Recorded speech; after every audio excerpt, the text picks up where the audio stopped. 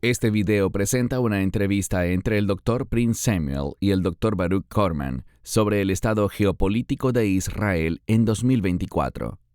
Todas las referencias y comentarios deben ser comprendidos dentro del sensible contexto histórico de su fecha de grabación, 8 de junio de 2024. Permítame empezar con esto. He estado en Israel algunas veces y puedo decir que tuve el lujo de ir con un grupo de personas que no tenían nada que ver con el cristianismo ni con la religión. Eran solo profesionales de la salud. Y cuando llegamos allí, hablamos sobre algunos de los problemas con la atención médica y el acceso, y uno de los sujetos, uno de los doctores del equipo, todos eran personas educadas, dijo: ¿por qué no podemos simplemente resolver este problema? Unámonos y resolvámoslo. En mi mente pensé, vaya, eso es demasiada ignorancia. Este es un problema profundo, muy profundo. Si pudieras empezar dándonos un repaso, no lo sé, quizás una visión histórica, tal vez un sobrevuelo bíblico de lo que realmente se trata este conflicto y cuál es el núcleo de lo que sucede allí. El conflicto se basa en el hecho de que hay personas que odian a Dios y odian sus propósitos. No quieren lo que Dios quiere hacer. Debemos retroceder y darnos cuenta de que Israel fue elegido por Dios para ser un instrumento de bendición. Ese es el pacto abrahámico, que en ti y en tu descendencia, todas las naciones, algo muy amplio, sean benditas.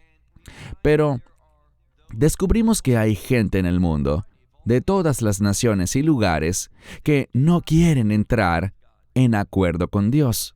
Están en oposición al plan de Dios y por lo tanto son enemigos del plan de Dios y de sus propósitos para Israel. No creo eso que los médicos sugerían. No creo que haya una solución.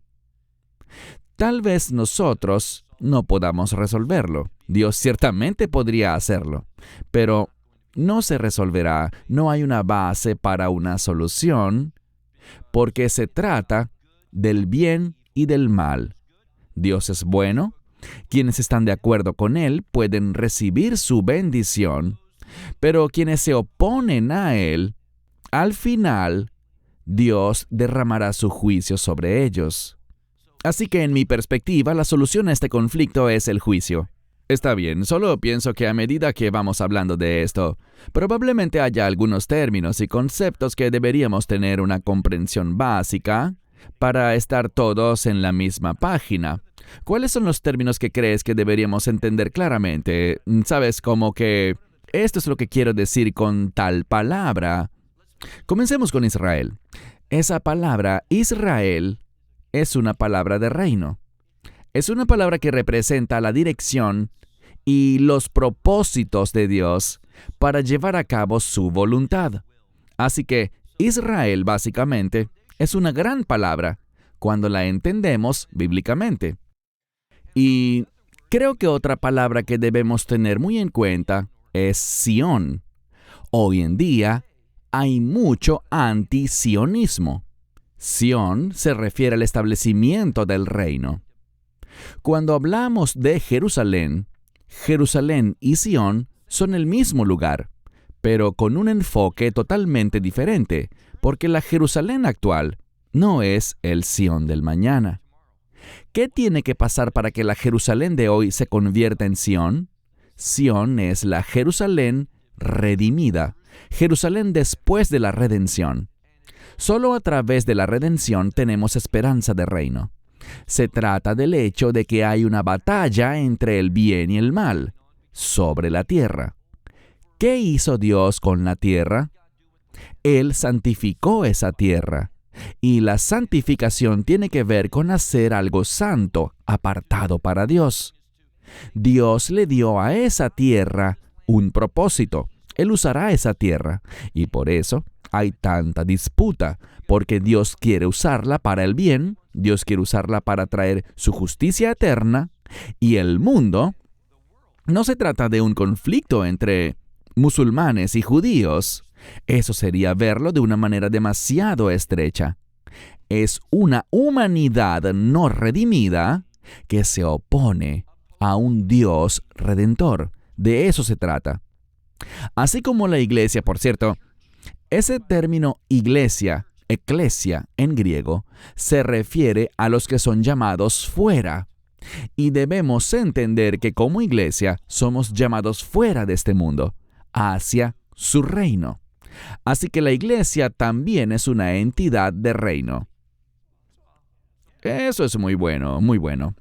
Estamos en una temporada en la que recibimos la información precisamente de medios de comunicación y noticias en general. 2 preguntas. La primera, ¿existe alguna fuente que creas que nos pueda dar una visión justa, equilibrada y confiable de todo lo que está ocurriendo? Cuando me hacen esa pregunta, suelo mencionar lo que se llama Arutz Sheva. Arutz es el canal 7, si lo buscan en internet. Mi esposa es mejor deletreando que yo, pero es Arutz. A-R-U-T-Z. ¿No es así? ¿Sí? Ajá. Y el 7. Está tanto en hebreo como en inglés. Si lo buscan, podrán leer las noticias en inglés también. Es ARUTZ7. Si pueden poner el enlace en pantalla, ya lo pondremos después. Creo que tiene una perspectiva muy buena. El problema que tienes, y que resulta algo frustrante para la mayoría de los israelíes, es este. Vemos todas estas imágenes, por ejemplo, funcionarios de las Naciones Unidas conduciendo con gente de Hamas. ¿Por qué? Porque Israel no atacará vehículos de las Naciones Unidas. Así que las Naciones Unidas están participando. Compartimos ese video con las Naciones Unidas. ¿Alguien más lo vio? Lo compartimos con los medios internacionales. ¿Alguno de los medios está dispuesto a mostrarlo? No. Esos videos muestran, por ejemplo, a Hamas golpeando con varas de hierro a civiles que buscan salir de los edificios porque Israel ha dejado volantes diciendo que van a destruir ese edificio, porque tiene armas escondidas y deben evacuarlo. Pero Hamas está golpeando a las personas con varas de hierro para que se queden allí adentro. ¿No crees que eso debería estar en los medios? ¿No crees que todos deberían ver eso y darse cuenta de lo que está pasando? Hablaba hoy de una noticia que la mayoría debe saber ya, ¿correcto? 4 rehenes fueron rescatados. Alabado sea Dios. Pero, ¿qué destaca la BBC? Que hubo niños palestinos muertos en la operación de Israel para rescatar esos 4 rehenes. Nadie, en su sano juicio, se alegra o se siente feliz cuando hay niños asesinados o heridos, ¿correcto? Todos estamos de acuerdo. Pero, ¿qué estaban haciendo unos niños allí? ¿Por qué habían civiles en ese lugar? Sabemos por qué. Estaban allí para impedir que Israel actuara, que Israel entrara, de modo que pudieran luego decirle al mundo, miren, sí, rescataron a 4 rehenes, pero docenas de niños palestinos murieron. Desde mi punto de vista, e insisto, algo que prometo es ser honesto con ustedes, no me alegra ni encuentro placer alguno en que personas inocentes sufran. Eso sería satánico, disfrutar del sufrimiento. Los hijos de Dios no hacemos eso, pero están siendo usados con ese propósito. Jamás se regocija. Quieren que más de su propia gente muera. Debemos tener la perspectiva correcta sobre lo que realmente está pasando aquí. Israel no está cometiendo genocidio. Israel no está lanzando bombas al azar. Israel ha hecho grandes esfuerzos para tratar de limitar toda clase de bajas y daño colateral. No sé si has escuchado esto, pero por cada soldado o cada miembro o cada terrorista de Hamás que muere, ¿cuántos civiles mueren? Es como 1 a 1, una proporción de 1 a 1. Y algunos dirán que es muy alto y está bien, es muy alto. Pero en Afganistán, cuando Estados Unidos entró, ¿cuál era la proporción? 1 a 8 o 1 a 9. Así que yo le diría a la gente en los Estados Unidos que está criticando a Israel y diciendo que estamos bombardeando al azar y que no nos importa la vida de los demás, que estamos haciendo un trabajo mucho mejor que el ejército de los Estados Unidos. No quiero ser ofensivo, pero es un hecho comprobado. Debemos tener una perspectiva realista de lo que está sucediendo allí. ¿Cuál es la mentalidad general de los israelíes en este momento? Una pregunta muy importante. En primer lugar, la política. La política, desafortunadamente, se mete en todas partes.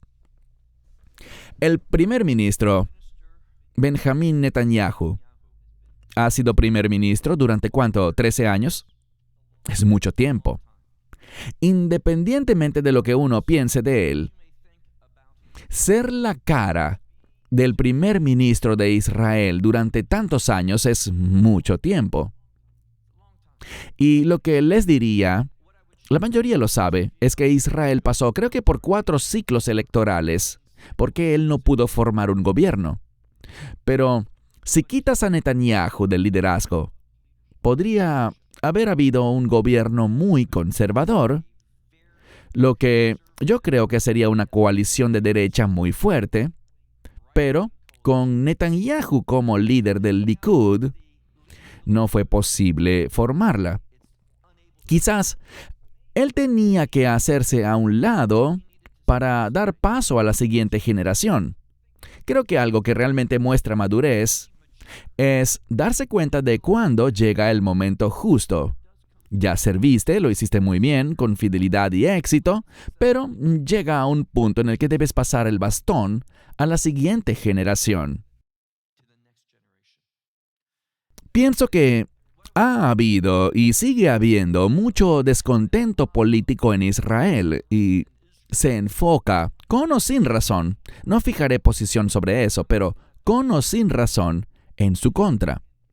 Y lo que vemos ahora es que cuando hay manifestaciones en Israel, la mayoría de ellas están relacionadas con la liberación de los rehenes, buscando que se logre un acuerdo a cualquier costo para que sean liberados. Entonces, Netanyahu es muy impopular entre aquellos que creen que debemos hacer cualquier cosa por los rehenes. Y lo dicen literalmente, cualquier cosa. Entonces vemos personas, la familia de los rehenes, y esto no es una crítica. Si uno de mis hijos o mi esposa, Dios no lo quiera, fueran secuestrados, yo también quisiera sacarlos a cualquier costo, yo lo entiendo. Pero, ¿cómo se sienten los familiares y lo que el primer ministro debe hacer? Son dos cosas muy diferentes. Lo que dicen las familias es, hagan el pacto que sea, tráiganlos a casa y luego vuelvan a entrar. No puedes hacer eso internacionalmente. El primer ministro lo sabe, no puedes firmar un acuerdo y el único acuerdo que jamás quiere es el fin de la guerra. Una promesa de permitir la entrada de equipamiento para reconstruir todo, incluidos sus túneles y su armamento. Y entendamos algo. Ustedes saben que Estados Unidos y el mundo entero, no solo Estados Unidos, se opusieron a la acción de Israel en Rafah. No querían eso. Dijeron que sería una horrible tragedia humanitaria si Israel entraba en Rafah. ¿Adivinen qué? ¿Entramos? Sí. ¿Se produjo una tragedia terrible de personas muriendo de hambre? Lo que ustedes no ven es esto. Yo sí lo veo. Los soldados entran y caminan por el mercado. Tienen lo que llaman un shuk, un mercado al aire libre. Hay mucha comida allí. Mucha comida. No hay escasez, ni a mayor ni a menor escala, para los palestinos en Gaza. Es una gran mentira. Siempre lo informan, pero es mentira. Tenemos evidencia y la mostramos. pero no lo verán en ninguno de los medios de comunicación. Entonces, no creemos que podamos simplemente permitir que Hamás se quede en el poder. Aquellos que planificaron y llevaron a cabo todo esto no pueden quedar inmunes. Creemos que Hamás debe rendir cuentas y diré esto.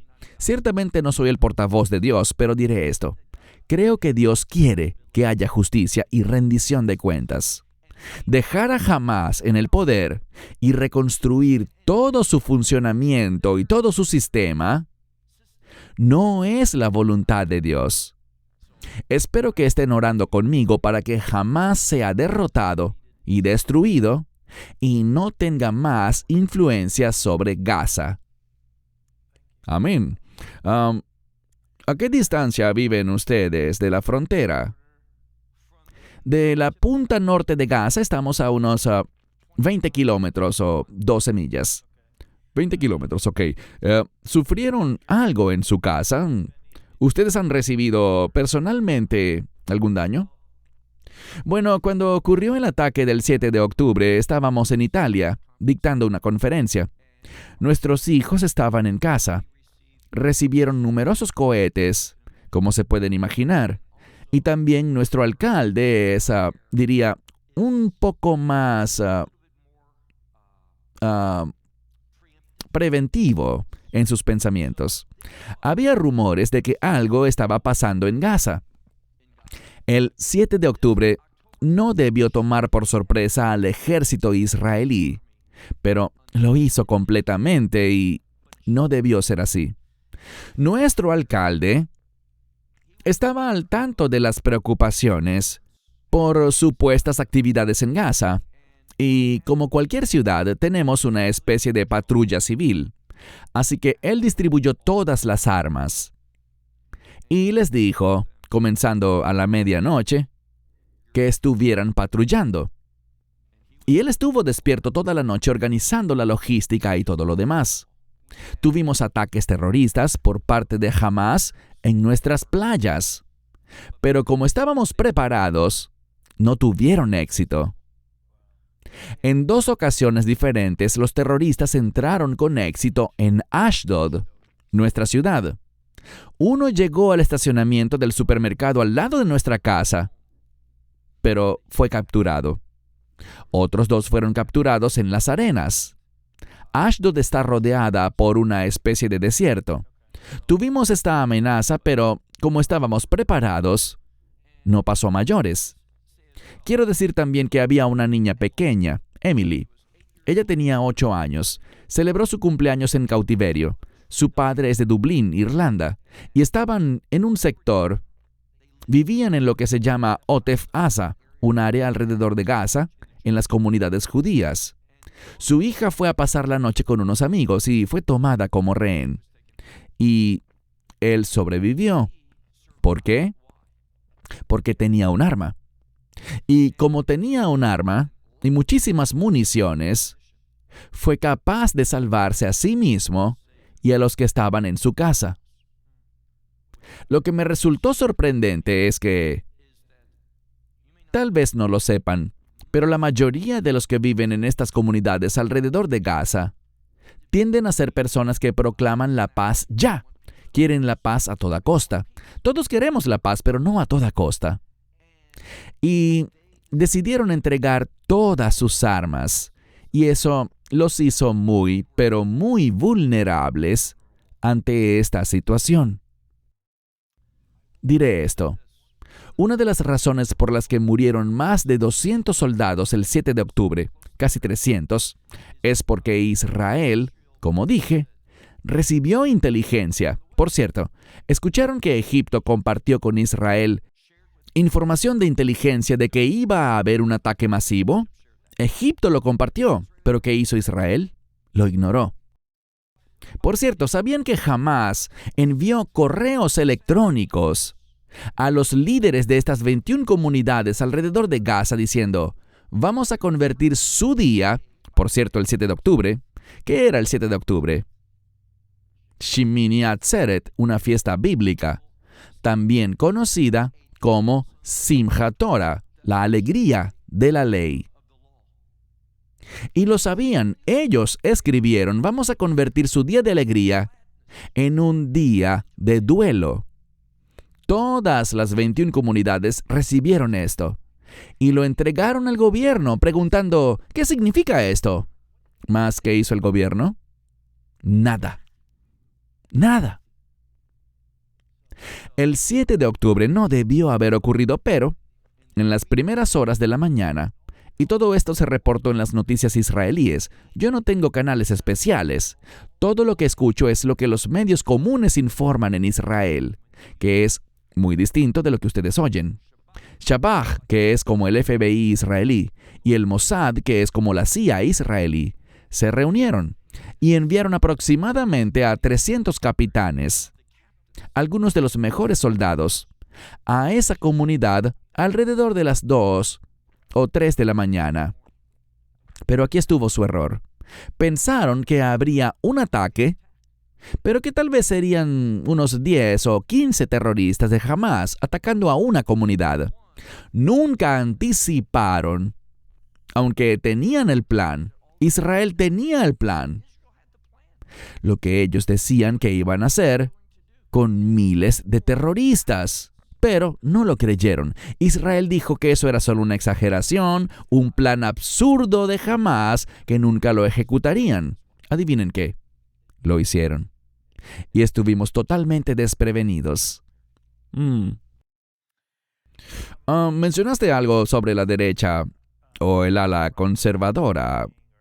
¿Qué significa eso? Sabemos lo que significa aquí, pero ¿qué significa en Israel cuando hablas de la derecha o los conservadores? Puede significar algo ligeramente diferente.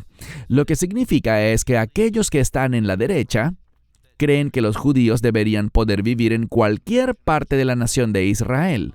Además, la derecha en Israel no está en contra de aquellas personas que el mundo llama a los palestinos.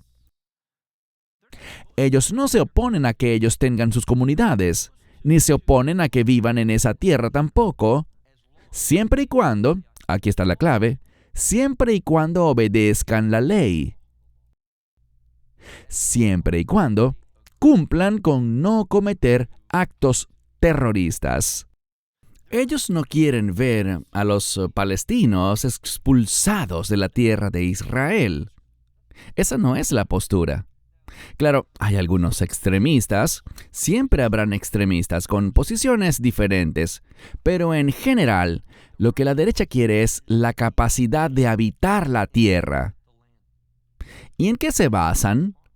Bueno, lean el libro de Abdías. El libro de Abdías es una profecía dirigida ¿a quién? A las naciones, a los gentiles.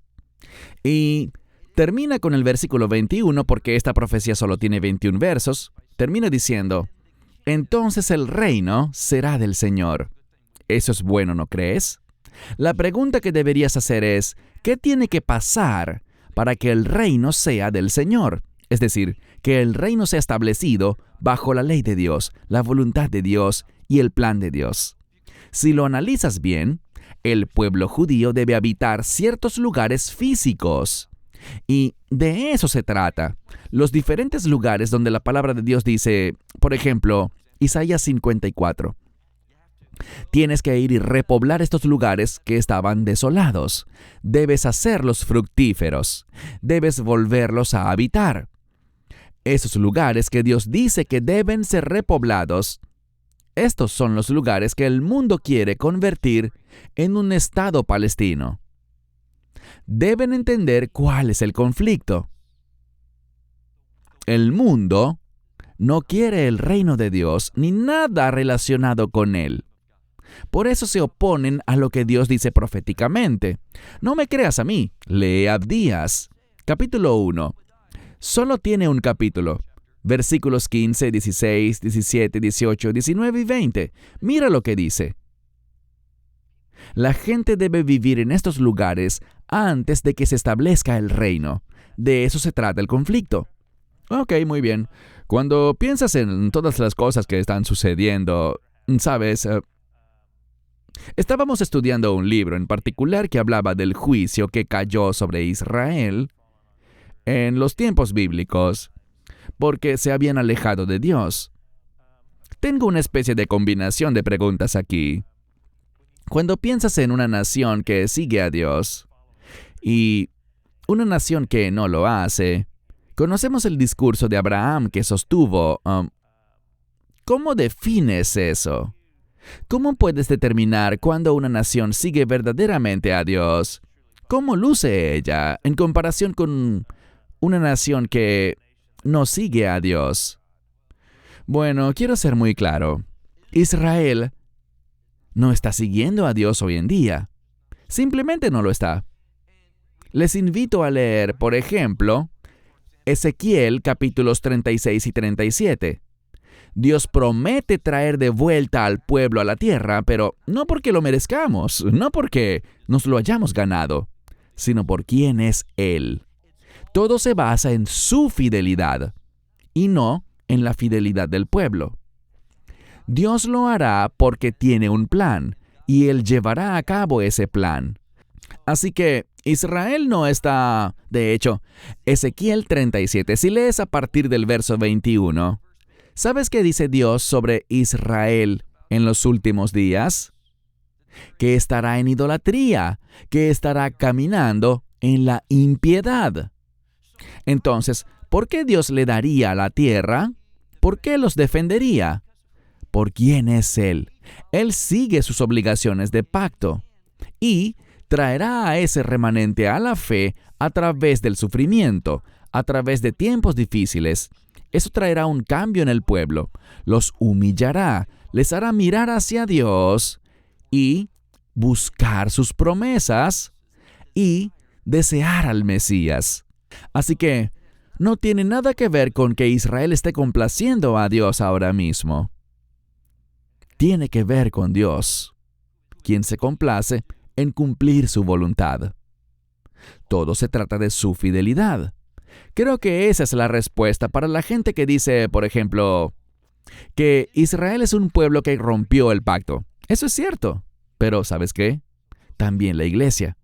No estamos caminando en fidelidad para con nuestro pacto con Dios, en conducta o en perspectiva. De hecho, ¿qué pasará con la iglesia en los últimos días? La apostasía. Así que no señalemos con el dedo y si lo hacemos, recordemos que la mayoría de los dedos nos apuntan a nosotros mismos. Dios va a cumplir su pacto con Israel por quien Él es. ¿Por qué? Para bendecir a las naciones. Esto es lo que el mundo no ve, lo que las Naciones Unidas no comprenden. Dios hará lo que prometió hacer con Israel, porque su mayor deseo, que nada lo cambiará, es bendecir a todas las familias de la tierra. Israel resultó ser la elección que Dios hizo para ser ese instrumento de bendición.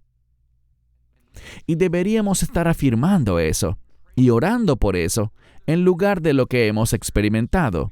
Estuvimos en Sudamérica este año y no creerán el odio contra Israel y el antisemitismo que hay en la iglesia cristiana de Sudamérica.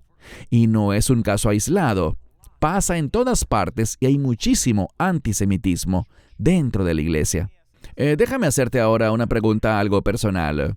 Crecí en un hogar donde orábamos por la paz de Jerusalén. Era parte de nuestros devocionales diarios, donde orábamos por eso como familia. Hoy día, cuando enseñamos a nuestros hijos a orar, les enseñamos a orar por la paz de Jerusalén también, para que los judíos conozcan a Dios, que conozcan al Mesías. Gracias. Bueno, creo que solo estamos obedeciendo la palabra. Entonces, cuando piensas en cómo, y creo que esta es una pregunta más profunda, ¿sabes? Si Dios está usando esto para traer a sus hijos de vuelta al arrepentimiento o acercarlos al Mesías, ¿cómo podemos orar? ¿Cuál es la mejor manera? ¿Cómo mostramos nuestro amor y nuestro apoyo? ¿Cómo oramos por Israel? ¿Es una simple oración de Dios, ayúdales a ganar la guerra? ¿O hay algo más por lo que deberíamos estar orando? Primero y principal, todos, tanto judíos como gentiles, debemos ver que nuestros deseos, nuestra voluntad y nuestros propósitos están bien lejos de los de Dios. Creo que lo más sabio que podemos orar por toda la gente, incluyendo a Israel, es que venga sobre esta nación un espíritu de humildad. Toda nación lo necesita. Israel no es único en eso. Pero cuando digo espíritu de humildad, me refiero a entender que mi voluntad no es la correcta. Debemos entenderlo. A veces el sufrimiento, la persecución y las dificultades, como dije antes, creo que el 7 de octubre ha hecho que mucha gente reexamine sus pensamientos espirituales. ¿A quién están escuchando? ¿Qué creen que está haciendo Dios? El 7 de octubre fue el día, desde el Holocausto, en el que más judíos murieron en un solo día. No hay nada semejante desde el Holocausto. Eso ha captado la atención de la gente. Les está haciendo preguntarse, ¿dónde estaba Dios? ¿O cómo estuvo Dios involucrado en esto? ¿Por qué lo permitió? ¿Cuál es su mensaje para nosotros? Y diré esto. Hablando con taxistas, conductores de autobús y gente de diferentes oficios en Israel, hay una mayor apertura hoy día para decir, quizá debo leer las Escrituras. Y creo que eso es lo que Dios está haciendo. Está llamando a la gente, a todas las personas, pero también a Israel, a estar en su palabra, a considerar su palabra. Esto es algo diferente porque el judaísmo es una religión basada en los escritos del hombre. Eso es lo que ellos enfatizan en sus estudios, no el Antiguo Testamento como muchos piensan. Muchos creen que un rabino es un experto en el Antiguo Testamento. No, eso no es verdad. De hecho, puedo decirte por experiencia propia que cuando le preguntas a un rabino sobre algo bíblico, ¿sabes qué te dice? La Biblia. Tienes que hablar con mi esposa. Mi esposa conoce las Escrituras, yo no. ¿Por qué? Porque el judaísmo se basa en la ley judía, en escritos como el Shulchan Aruch, la Mishnah, el Gemara, otros escritos y no la Biblia. Mi esperanza es que esto cause que las personas, tal vez no los rabinos, pero sí la gente común, empiecen a investigar las Escrituras, a leer. Acabamos de completar, y creo que empezamos hace unos 2 años, todos los jueves por la noche en Israel, hasta que terminamos un estudio de todo el libro de Jeremías, leyéndolo en hebreo y enseñándolo en hebreo. Hemos recibido muchas respuestas. No es algo común, es algo único. No sé cuándo fue la última vez que alguien estudió el libro de Jeremías en hebreo. Este es el ministerio que hacemos, pues Dios puede enseñar mucho a través de Jeremías. ¡Qué bien! Ahora, cuando piensas en el palestino promedio, el israelí promedio, ¿cómo es la vida cotidiana cuando estos grupos interactúan en las calles? Digamos, en los vecindarios. Explícanos un poco cómo es esa dinámica. Bueno, 2 cosas. Tenemos gente que viene de visita y dice, ¿es él un palestino? No creo que sea judío. Pero no es ni uno ni otro. Espera un segundo, hay judíos y hay palestinos, pero también hay un montón de árabes israelíes. Entonces, debemos hacer una distinción entre los israelíes judíos, los israelíes árabes y los palestinos. En mi caso, y voy a ser, como dije, muy honesto contigo, prácticamente no tengo contacto con los palestinos. Prácticamente ninguno. ¿Por qué? Porque están en Judea y Samaria y en Gaza. Y aunque a veces estoy en Judea y Samaria, no me encuentro mucho con ellos. Pero me encuentro con israelíes árabes todo el tiempo. ¿Cuál es la diferencia? Bueno, cuando en 1948, y por cierto, debemos entender algo, ya existe un Estado palestino, ¿sabían eso? Se llama Jordania. Todos los que hoy día son llamados palestinos tenían ciudadanía jordana. Antes de que Israel fuese establecido oficialmente como Estado en 1948, Jordania, en 1947, fue establecida. Y hubo un plan de partición. Israel aceptó menos tierra para darle a Jordania más espacio. Y Egipto, Jordania, Siria, Líbano y otras naciones atacaron a Israel en 1948 porque Israel fue proclamado como una nación independiente. Estados Unidos lo reconoció, Harry Truman lo hizo rápidamente, alabado sea Dios. Pero Israel fue atacado y aceptó tener menos tierra para procurar la paz. En 1967, cuando Jordania, Egipto y Siria atacaron a Israel, en lo que se conoció como la Guerra de los 6 días, Israel logró sacar a Jordania de lo que se llama Judea y Samaria, lo que el mundo hoy día llama Cisjordania, y capturó parte de Egipto, lo que hoy en día se conoce como Gaza. Entonces, aquí es cuando surge el problema. Los que hoy son llamados palestinos son diferentes a los árabes israelíes, porque en 1948 esos árabes que hoy son llamados árabes israelíes aceptaron ser ciudadanos de Israel. Pero los que hoy son llamados palestinos rechazaron cualquier movimiento, cualquier acción que los condujese hacia la nacionalización o a la ciudadanía israelí. Para ellos la guerra tenía que continuar. Y en eso están comprometidos la Organización para la Liberación Palestina, Fatah, fundada por Yasser Arafat, y Hamas. Todos estos grupos terroristas no quieren aceptar que perdieron en el año 48, el 67 y el 73. No, ellos quieren revertir eso. Para ellos, el establecimiento del Estado de Israel fue una catástrofe. Usan ese término. Ese es el conflicto. Y diciendo esto, me doy cuenta de que estamos quedándonos sin tiempo rápidamente, pero déjame decir algo más. En su gran mayoría, los árabes israelíes, los israelíes judíos e incluso los palestinos, aquellos que simplemente quieren ganarse la vida y vivir en paz, cuando estás en Jerusalén, ves autobuses de palestinos que vienen a trabajar. Eso no se ve hoy en día, pero se veía antes del 7 de octubre.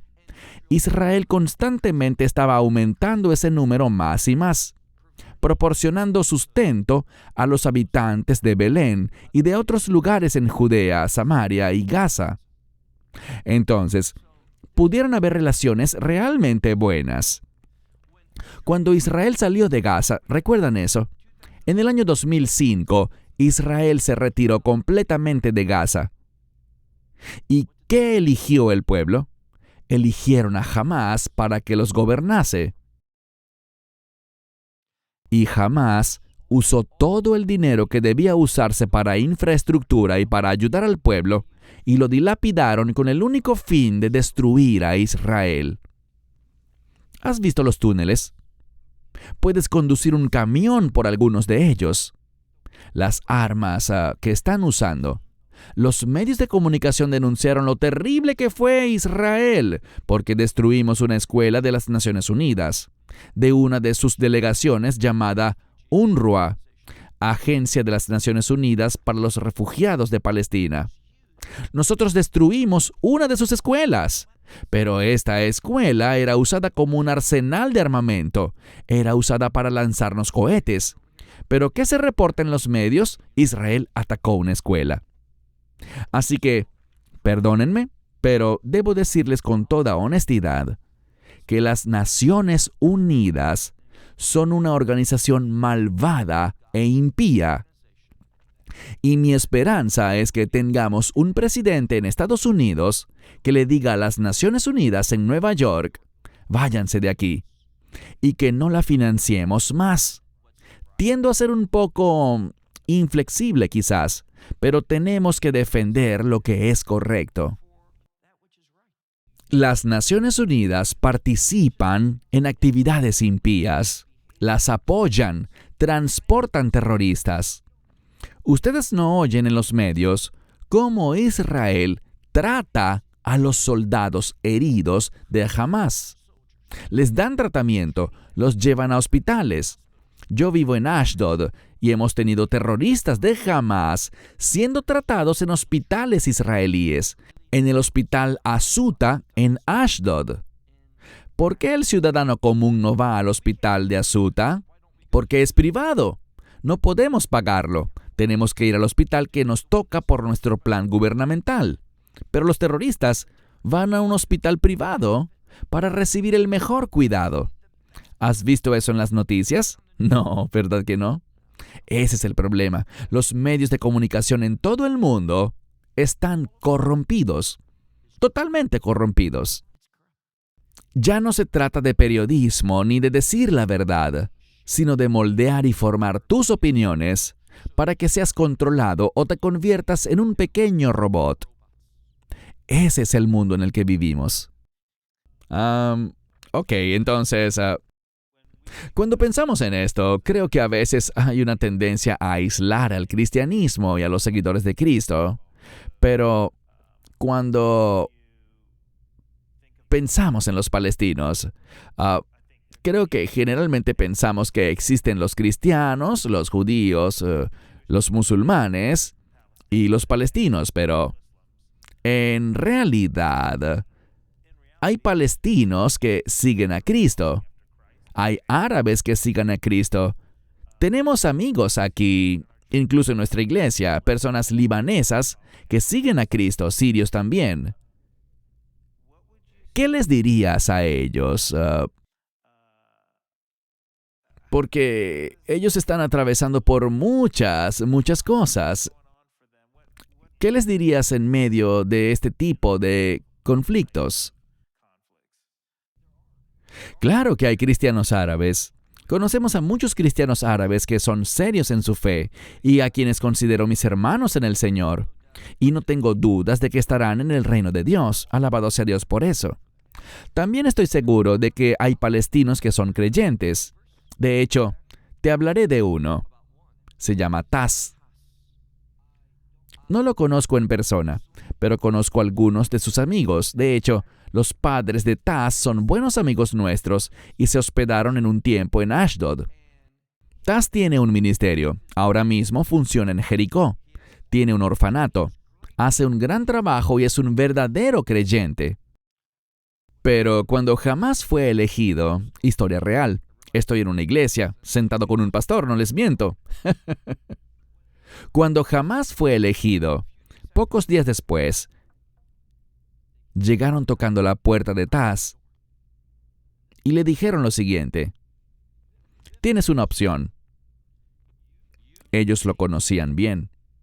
Él puede viajar, él tiene privilegios que el gobierno israelí le concede porque saben lo que hace, saben en lo que cree, conocen su obra en el orfanato.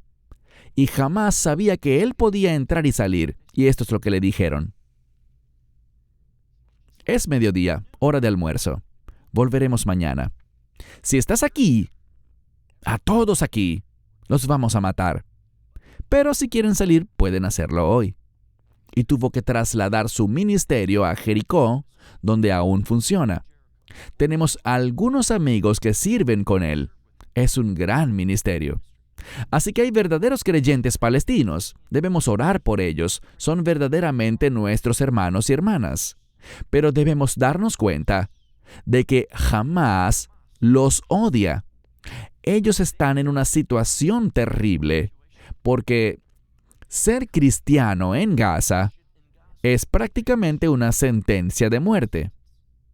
Si se enteran y estás siendo luz, te van a eliminar. Esto es lo que hace Hamás a los cristianos. Los sacan y les dicen que son colaboradores de Israel y los torturan de manera muy pública para mostrarle a los demás: si no se someten a nosotros, esto es lo que les pasará. Eso es lo que hace Hamás. Así que, perdónenme, pero me da náuseas ver en los campus universitarios aquí en los Estados Unidos y en otros lugares del mundo a personas que apoyan a Hamas y ver a cristianos que están mal orientados. Agradezco poder compartir esto aquí, porque algunos piensan que Hamas, de cierta manera, brinda libertades religiosas y le deja a la gente en Gaza practicar su fe o compartir el Evangelio.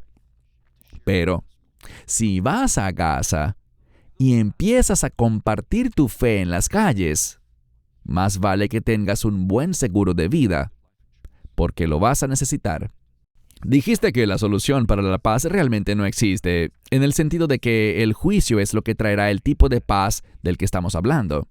Desde mi punto de vista, sin mucho conocimiento, yo pensaba que los cristianos, los seguidores de Cristo, aparte del juicio, los cristianos son quienes pueden traer esa paz verdadera. Cristo es el único que puede hacer eso porque Él puede unirnos. Puede unir a un palestino con un árabe, con un judío, puede unir a personas en todo el mundo.